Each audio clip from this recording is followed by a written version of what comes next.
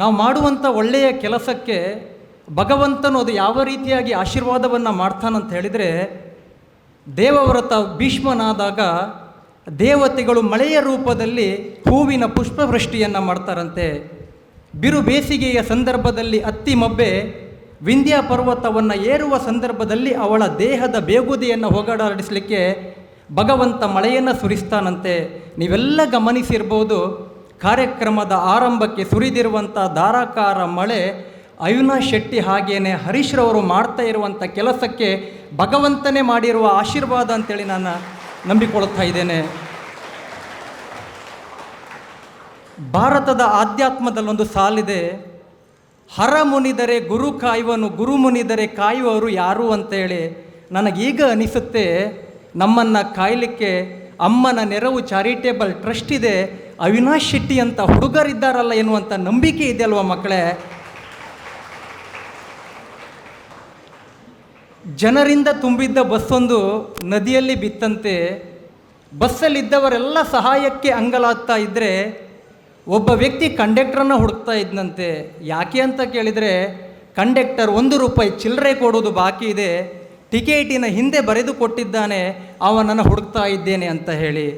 ಸಾಯುವ ಸಂದರ್ಭದಲ್ಲಿಯೂ ಕೂಡ ಈ ಸಮಾಜಕ್ಕೆ ₹1 ಬಿಟ್ಟು ಹೋಗಲಿಕ್ಕೆ ಆಲೋಚನೆಯನ್ನು ಮಾಡುವಂಥ ನಮ್ಮಗಳ ನಡುವೆ ತಾನು ಪ್ರಾಮಾಣಿಕವಾಗಿ ದುಡಿದಿರುವಂಥ ಬಹುಪಾಲು ಹಣದ ಜೊತೆಗೆ ದಾನಿಗಳಿಂದ ಸಂಗ್ರಹಿಸಿರುವಂಥ ಸರಿಸುಮಾರು 25 ಲಕ್ಷಕ್ಕೂ ಹೆಚ್ಚು ರೂಪಾಯಿಯನ್ನು ವಿದ್ಯಾರ್ಥಿಗಳಿಗೆ ವಿದ್ಯಾರ್ಥಿ ವೇತನಕ್ಕಾಗಿ ವಿನಿಯೋಗ ಮಾಡ್ತಾರಲ್ವ ಅವಿನಾಶ್ ಶೆಟ್ಟಿ, ಇವರಿಗೆ ಕೊಡಲಿಕ್ಕೆ ಖಂಡಿತವಾಗಿಯೂ ನಮ್ಮ ಬಳಿ ಏನೂ ಇಲ್ಲ.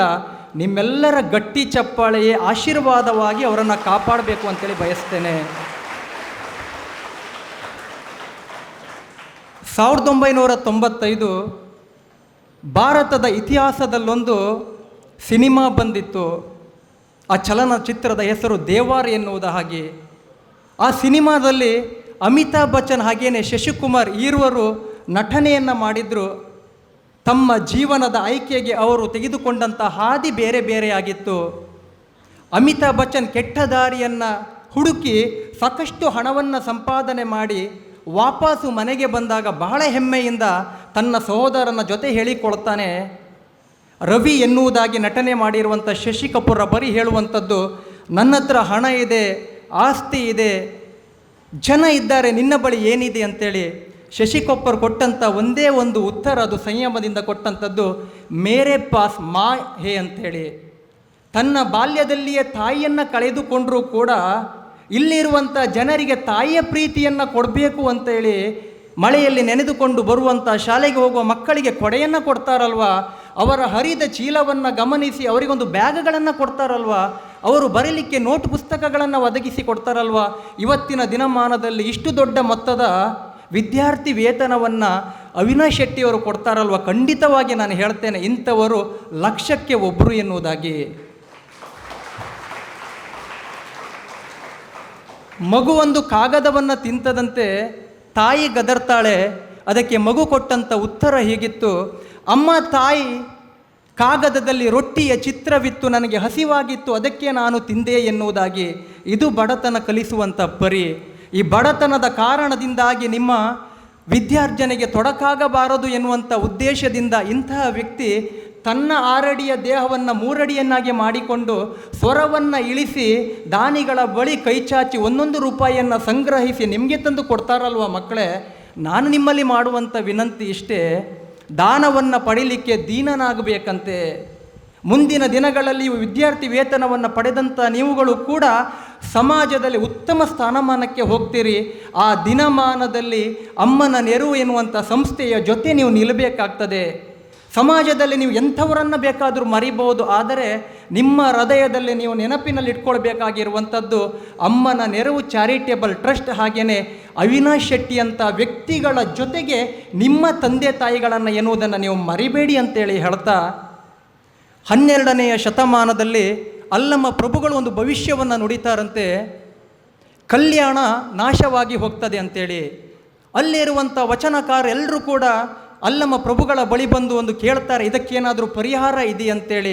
ಇಲ್ಲ, ಇದು ನಡೆಯುವಂಥದ್ದು ಕಾಲ ನಿರ್ಣಯ ಎನ್ನುವುದಾಗಿ. ಅವರು ಹೇಳಿದಂತೆ ಕಲ್ಯಾಣದ ಎಲ್ಲ ಮನೆಯು ಬೆಂಕಿಯಿಂದ ಉರಿಲಿಕ್ಕೆ ಆರಂಭಿಸಿದಾಗ ಅಲ್ಲಿರುವಂಥ ಜನರು ತಮ್ಮ ಮನೆಯಲ್ಲಿರುವಂಥ ಚಿನ್ನ, ಆಸ್ತಿಯ ಪತ್ರಗಳು, ಬಟ್ಟೆಯನ್ನು ಹಿಡಿದುಕೊಂಡು ಹೊರಗೆ ಓಡಿ ಬರಲಿಲ್ಲ. ಮನೆಯಲ್ಲಿರುವಂಥ ಆ ಕಾಲದ ತಾಳೆಗರಿಯ ಗ್ರಂಥಗಳನ್ನು ಹಿಡಿದುಕೊಂಡು ಹೊರ ಬರ್ತಾರೆ. ಅವರ ಉದ್ದೇಶ ಒಂದೇ ಆಗಿತ್ತು, ಬೇರೆ ಏನು ಸುಟ್ಟರೂ ಚಿಂತೆ ಇಲ್ಲ, ಜ್ಞಾನ ಸುಡಬಾರದು ಎನ್ನುವುದಾಗಿ. ನಿಮ್ಮ ಜ್ಞಾನಕ್ಕೆ ಬೆಳಕಾಗುವಂಥ ಇಂಥ ಅವಿನಾಶ್ ಶೆಟ್ಟರು, ಹರೀಶ್ರಂತರ ದಾನಿಗಳು ನಮ್ಮ ಜೊತೆ ಈ ಸಮಾಜದಲ್ಲಿ ಇದ್ದಾರಂತ ಆದರೆ ಈ ಬರಗಾಲದ ಸಂದರ್ಭದಲ್ಲಿಯೂ ಕೂಡ ಒಳ್ಳೆ ಮಳೆ ಆಗ್ತದೆ ಮಕ್ಕಳೇ. ಅದಕ್ಕೊಂದು ನೀವು ಅಭಿನಂದನೆಯ ಚಪ್ಪಾಳೆಯನ್ನು ಖಂಡಿತವಾಗಿಯೂ ನೀಡಲೇಬೇಕು. ನಮ್ಮ ಸಮಾಜಕ್ಕೆ ಎಂಥವರು ಬೇಕು ಅಂತೇಳಿದರೆ ವೇದವನ್ನು ಅರಿತವರಲ್ಲ, ವೇದನೆಯನ್ನು ಅರಿತವರು, ಕಾಲನ್ನು ಒರೆಸುವವರಲ್ಲ, ಕಣ್ಣೀರನ್ನು ಒರೆಸುವವರು. ಅಂಥ ಕೆಲಸ ಅವಿನಾಶ್ ಶೆಟ್ಟಿ ಮಾಡ್ತಾ ಇದ್ದಾರೆ.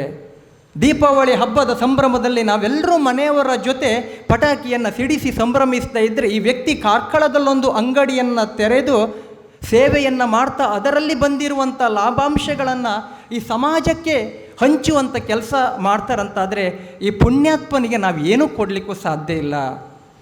ಇವರ ಆಯುಷ್ಯ ಅನ್ನುವಂಥದ್ದು ಹೆಚ್ಚಾಗಲಿ, ಇಂಥವರ ಸಂತತಿಗಳು ನಿರಂತರವಾಗಿ ನಮ್ಮ ಸಮಾಜದಲ್ಲಿ ಪ್ರಜ್ವಲಿಸಲಿ, ಅಕ್ಷಯವಾಗಲಿ ಅನ್ನುವುದೇ ನಮ್ಮ ಪ್ರಾರ್ಥನೆ. ಒಂದು ಬಿಟ್ಟರೆ ಬೇರೇನೂ ಇಲ್ಲ ಅಂತೇಳಿ ಹೇಳ್ತಾ, ಇವತ್ತಿನ ಈ ಅದ್ಭುತವಾದ ವೇದಿಕೆಯಲ್ಲಿ ಈ ಅಲ್ಪನಿಗೆ ಇತಿಯ ಮಿತಿಯಲ್ಲಿ ಮಾತನಾಡಲಿಕ್ಕೆ ಅವಕಾಶವನ್ನು ಮಾಡಿಕೊಟ್ಟಿರುವಂಥ, ಕಾರ್ಯಕ್ರಮದಲ್ಲಿ ಭಾಗಿಯಾಗಲಿಕ್ಕೆ ಸ್ಥಾನವನ್ನು ಕಲ್ಪಿಸಿಕೊಟ್ಟಿರುವಂಥ ತಮ್ಮೆಲ್ಲರ ಪಾದಗಳಿಗೆ ಹಣೆಹೆಚ್ಚಿ ನಮಸ್ಕರಿಸಿಕೊಳ್ತಾ ನನ್ನ ಮಾತಿಗೆ ಮಂಗಲದ ಚುಕ್ಕಿಯನ್ನು ಇಡ್ತಾ ಇದ್ದೇನೆ.